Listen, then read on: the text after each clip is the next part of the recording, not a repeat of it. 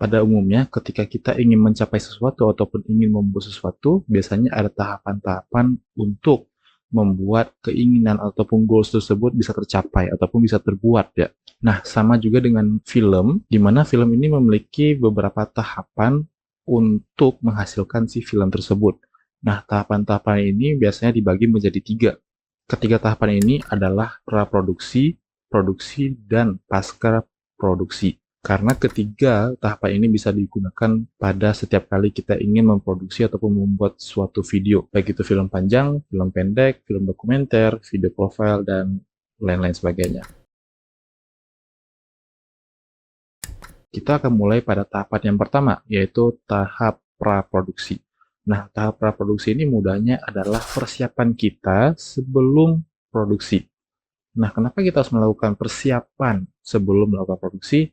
Mudah aja, karena semakin kita mempersiapkan untuk produksi nanti, semakin kita siap, semakin kita memiliki bekal yang bagus ketika ingin produksi nanti, maka semakin lancar juga, semakin mudah juga ketika produksi nanti. Karena kalau kita lama banget nih mikirnya ketika produksi itu banyak banget hal yang kita belum tahu, kita masih buta lah istilahnya ketika produksi, juga bakal membengkakkan dana ataupun biaya untuk produksi. Karena untuk produksi kalau bisa itu memang benar-benar dioptimalkan waktunya. Jadi cara untuk bisa membuat waktu produksi itu optimal adalah dengan caranya mempersiapkan semua hal pada praproduksi. Jadi istilahnya kita harus ready nih, kita harus mempersiapkan segala halnya itu ketika di praproduksi. Agar ketika produksi itu kita nyaman, kita mudah, kita bisa lakukan hal-hal yang memang harus dilakukan ketika produksi itu sesuai dengan apa yang memang kita ingin buat. Jadi ya intinya itu semakin matang persiapan kita, maka semakin mudah juga ketika kita produksi nanti. Mudahnya seperti itu. Nah, ada beberapa hal yang bisa kita lakukan ketika masa praproduksi. Salah satunya adalah menulis naskah. Kenapa menulis naskah? Kenapa nggak ide dulu? Nah, biasanya ketika kita mendapatkan ide untuk membuat film seperti apa, itu bisa dibilang itu emang sebelum praproduksi ya, dimana seperti misalnya kita sedang brainstorming, sedang duduk bersama teman, kita berdiskusi, kita ingin membuat film yang bertemakan apa, dan lain sebagainya, itu terjadi sebelum praproduksi. Karena biasanya kalau kami itu idenya ketika nongkrong, ketika duduk bersama, lagi ngobrol-ngobrol bareng lagi nih lah, dan tiba-tiba keluar, wah ini ada ide sebuah film pendek dan sebagainya, dan kita langsung kalau emang udah ACC si ide tersebut, maka kita akan langsung masuk ke tahapan praproduksi, yaitu menulis naskah film tersebut. Karena naskah ini bukan hanya berguna untuk para aktor nanti ataupun para pemeran film, tapi ini juga berguna untuk setiap kru film, karena semua kru film bakal tahu apa yang ingin dibuat dan apa saja yang diperlukan untuk dipersiapkan. Contohnya, naskah ini dibaca oleh bagian DOP ataupun Director of Photography, jadi mereka bisa tahu shot yang bagus seperti apa, angle yang bagus seperti apa, kamera movement yang bagus itu seperti apa untuk di sebuah scene yang akan di syuting nanti.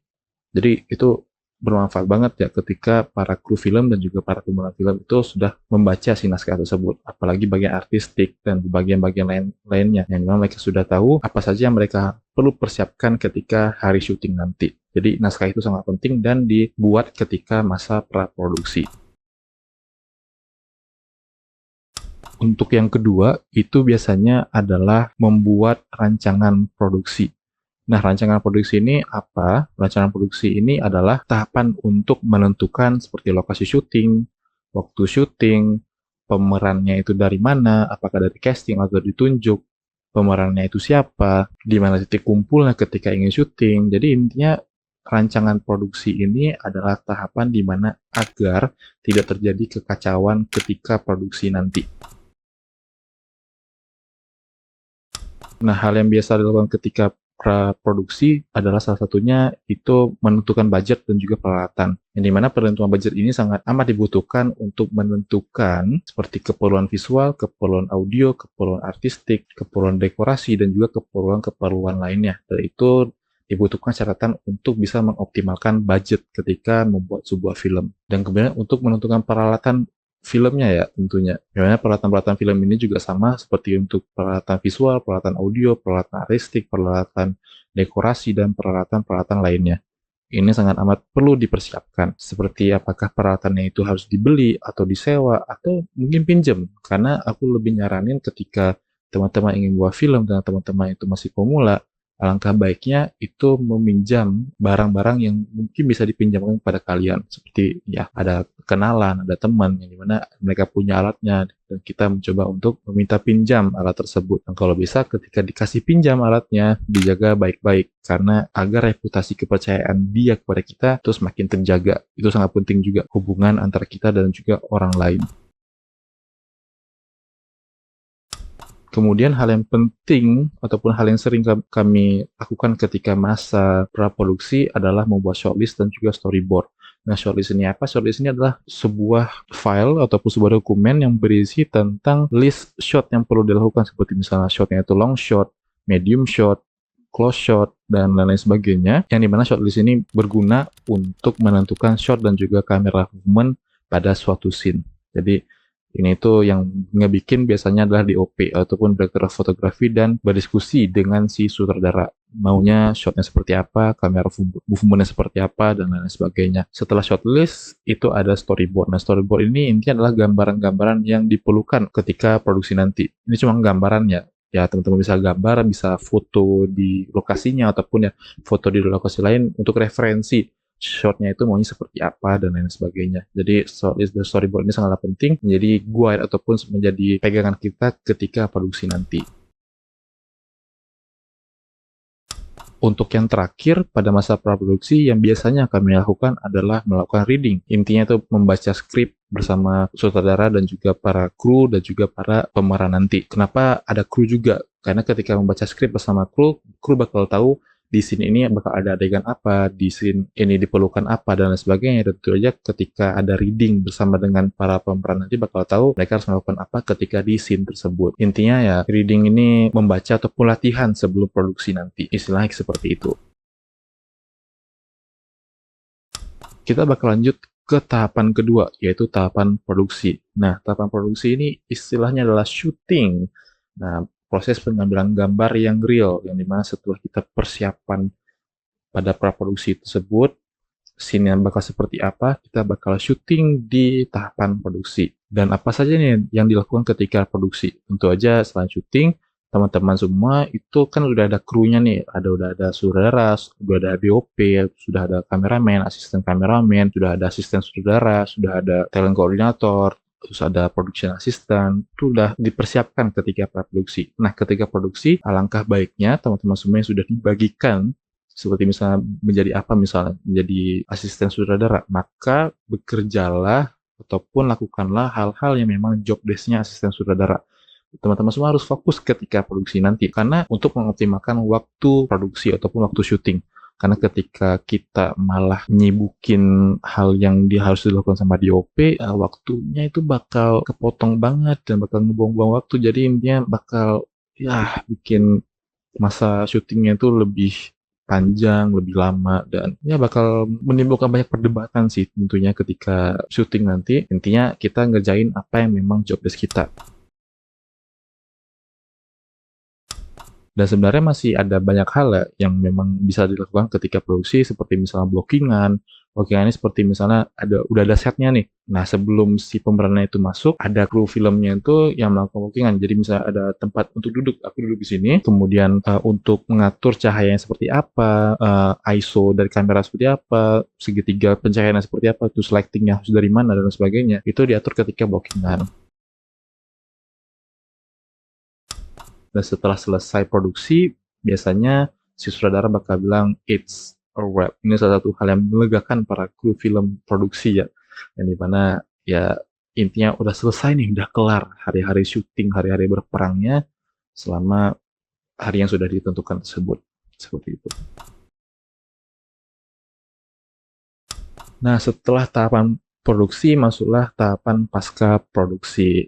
Nah, tahapan pasca produksi ini apa-apa aja, ataupun apa yang dimaksud dengan tahapan pasca produksi ataupun post production. Intinya, tahapan pasca produksi ataupun post production ini adalah tahapan untuk membentuk si film. Istilah seperti ngedit, kemudian audio editing, dan lain sebagainya. Intinya di sini tempatnya ngedit-ngedit lah ketika pasca produksi. Dan tentu saja selain mengedit si video ataupun si film tersebut, ada yang namanya pembuatan poster dan lain sebagainya. Intinya ya ini memang kegiatan setelah produksi tadi gitu.